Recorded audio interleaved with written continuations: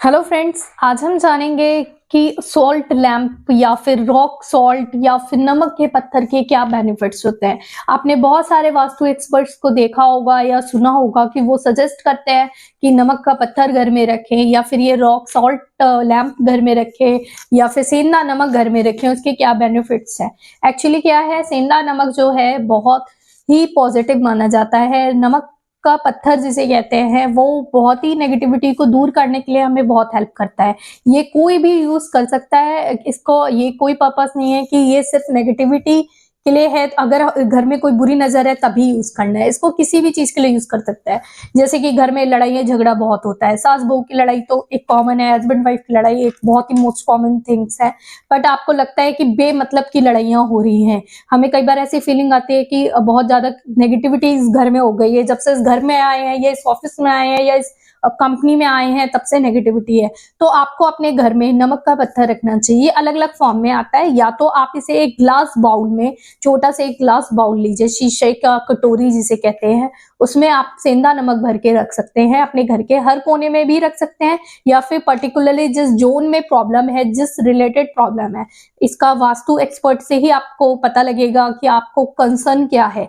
Health issues के लिए आप रख रहे हैं, सिर्फ नेगेटिविटी के लिए रख रहे हैं, या आपकी रिलेशनशिप के लिए रख रहे हैं, तो उसके अलग अलग जोन होते हैं, मतलब घर के अलग अलग दिशाएं होती हैं जहां रखना चाहिए।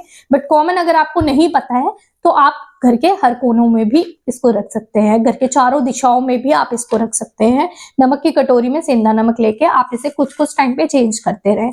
उसके अलावा अगर आपका ऑफिस है, आपका अनटिल एंड अनलेस किसी भी चीज का ऑफिस है, बिजनेस है, कंपनी है, तो आपने देखा होगा कई लोग टेबल पे ये लैंप रखते हैं। इस लैंप का काफी यूज होता है, मतलब नॉट ऑल ये अट्रैक्टिव लगता है, बट इसके अलावा ये सॉल्ट लैंप जो होता है नेगेटिविटी दूर करने के लिए भी होता है।